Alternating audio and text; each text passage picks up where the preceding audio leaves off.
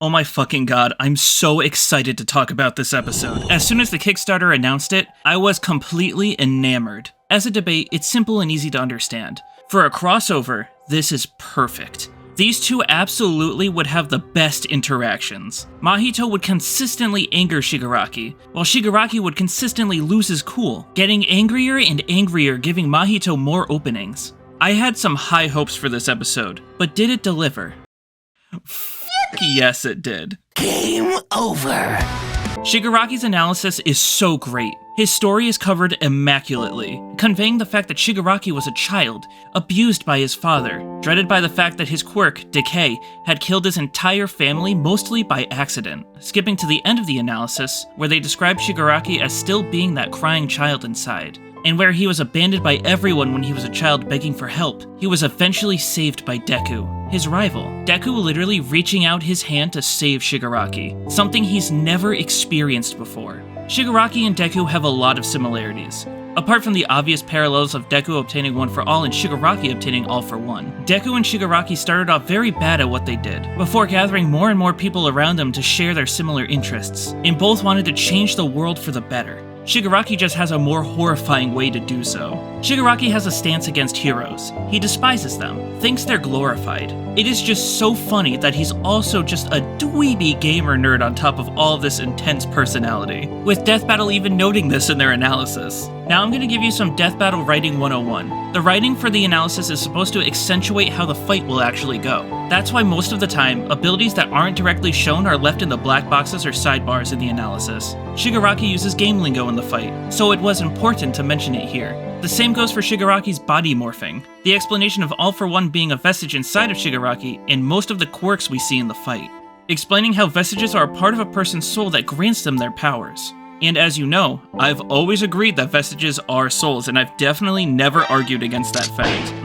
Not at all. Here's where I think they had a little bit of a miss. They didn't mention Danger Sense, which I think led some people to not understand that the first quirk erased by Mahito in the fight and the person who got disintegrated was the owner of that quirk. They don't list Rivet Stab in the analysis, even in the All for One section, but that's mostly because it wasn't initially part of the animation. It's something that Moro added after the fact. But the one I find the most confusing is that they never talk about the Nomu. They bring up that Shigaraki can create portals and pull people through, but I think that most people who watch the animation that were unfamiliar with Shigaraki would be so confused by this. If you're gonna have it in the animation, at least show them or bring it up. But this is so freaking minor. The analysis was great. Even though we knew that Shigaraki's stat stopped Mahito so hard, they displayed his story, powers, and motivation so well. Wait, they referenced a feat that they got in Deku vs. Asta? Never mind, 0 out of 10, how dare you. Dance, puppet. Let's move over to Mahito's analysis. I love this analysis so much more than the last one. They cover Mahito as a character perfectly. He is the embodiment of humanity's fear of itself, manifesting in a form that appears human, but can do some of the most horrific things known to man. With just a touch, he could turn a human being into really anything he wants. Walls, swords, trains, etc. Wait, trains?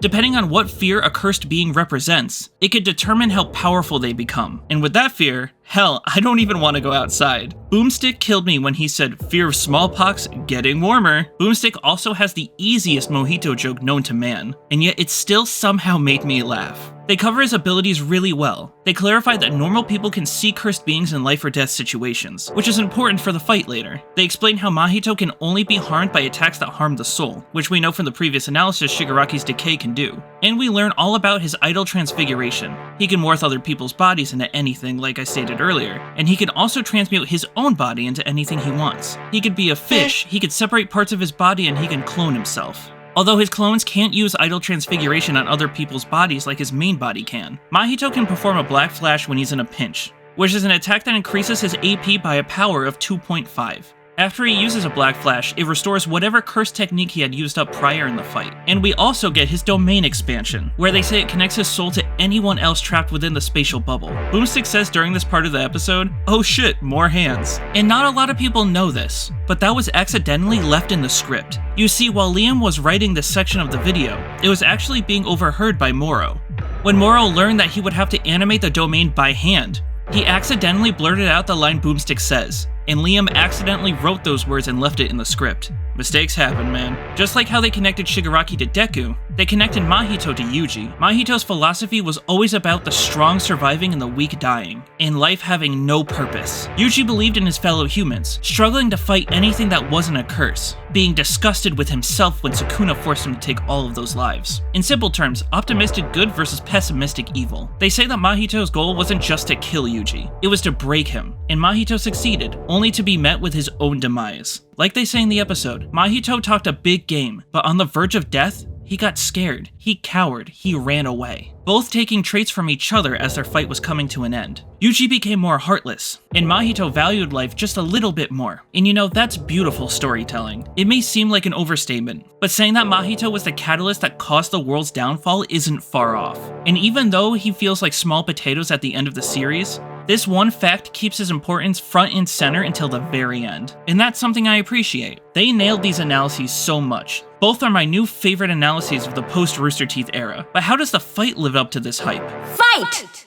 For the fight, I'm going to cover this differently than in my previous videos. Instead of doing a play-by-play, I'm going to break down the fight into 5 different categories, just so I'm not too repetitive. Let me know if you like this new style of analyzing the fights in the comments. Let's start with the first category, choreography and trait of abilities. I had made a choice before this episode, that if they showed at least 4 quirks from Shigaraki in the animation, then I'd like this fight a lot. But we got above and beyond in this fight. Danger Sense, Teleportation, Rivet Stab, Air Cannon combined with radio waves, and of course, Decay. On top of that, we also have plenty of body morphing on Shigaraki's side. Seeing his body morph and giving me exactly what I wanted in this fight when it was announced. A fight between Mahito's evolved form and Shigaraki's defensive form. If you've watched me, you'll know I wanted this from day one, but I'm getting ahead of myself. Mahito also shows his iconic idol transfiguration by morphing the Nomu that Shigaraki summons, morphing his own body, using a stockpile of souls to get close to Shigaraki, and most importantly, destroying the vestiges that Shigaraki has inside of his body. In fact, we see Danger Sense protect Shigaraki in the beginning of the fight, and we directly see Danger Sense's vestige get destroyed after Mahito touches Shigaraki's face. This is so smart for the fight because with Danger Sense, Mahito wouldn't be able to touch Shigaraki in this fight. This also leads to an inaccuracy in one of the scenes though. So we see this scene here,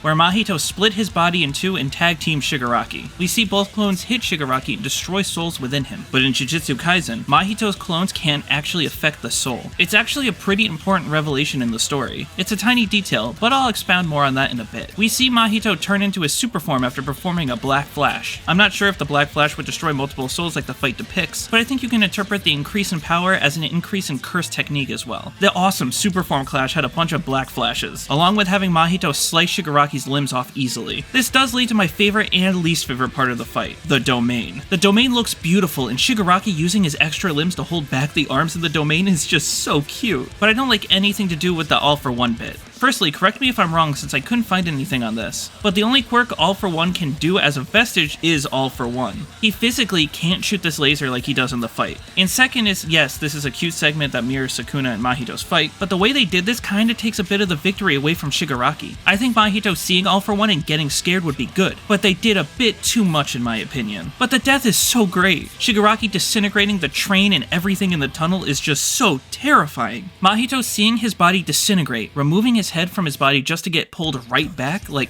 mwah.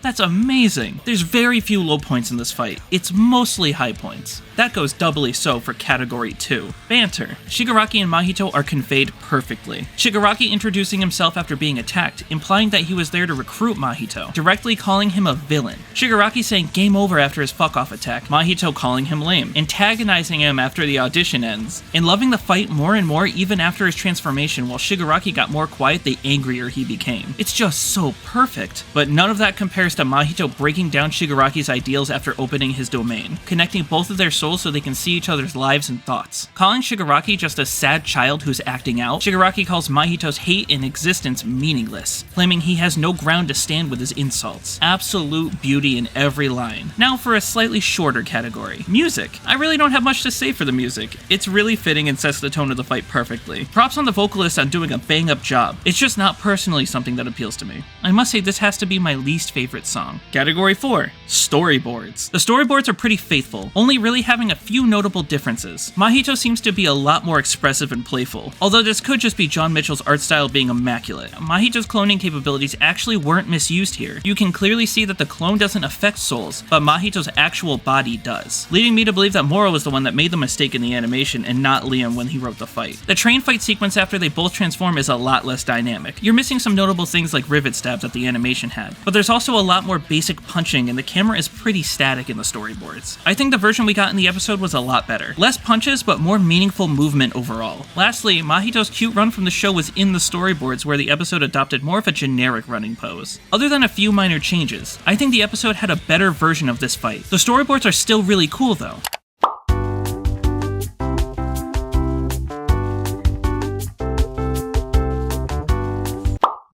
With all of that aside, my final category for the fight is upon us. What I would add to the fight. Now this is hard. I think the fight did things so well that I'm not sure how much I could add to make this better. For starters, I think the Nomu should have fought Mahito's polymorphic soul isomers. Seeing a mini army brawl would have been amazing. Well, what we got with the Nomu already exceeded my expectations in the main episode. It would have been cool to see Mahito transfigure souls just to try and escape Shigaraki. Just for Shigaraki to effortlessly deal with the souls and track Mahito using his multiple different sensing abilities. And lastly, I wish they changed the scene with All For One. Having Mahito see him, but have Shigaraki attack while Mahito is distracted. I think that would have been better than All For One effortlessly destroying Mahito's defense form with one blow. Honestly though, this fight is fantastic enough as is. An absolute masterpiece on how good Death Battle can be. But how was their conclusion? Did they get the victor correct?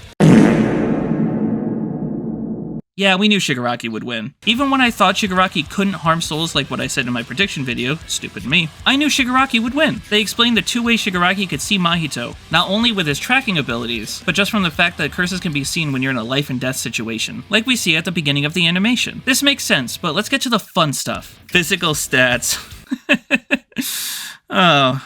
Alright, one is faster than sound and one reacts to light. One can scale to a person that could blow up a city and the other person can disintegrate one with his palm alone. Very easy dub in Shigaraki's favor here. I called the survivability category completely. Shigaraki can heal himself with his regeneration quirk, but both spiritual and physical attacks will harm him. Physical attacks just don't work on Mahito. And because the only attack that Shigaraki has that would put Mahito down for good was Decay, I think they are correct in giving Mahito the edge in this category. Powers is also an easy category. Decay works on souls. Shigaraki could kill him with just one touch. Mahito would have to get past all of Shigaraki's souls to kill him for good, which is highly unlikely since Mahito is pretty badly stat stomped. I had less to say about the conclusion as I thought, but this episode was fantastic. Solid A+ from me in my new number 3 spot for my favorite death battle ever made. Amazing analysis, amazing fight, logical conclusion, it's all just so perfect. But what did you guys think? Even though it was a stomp, did you like this episode? Whether you did or didn't, let me know in the comments. I love these types of discussions. Until next time though, take care everyone, and have a wonderful day.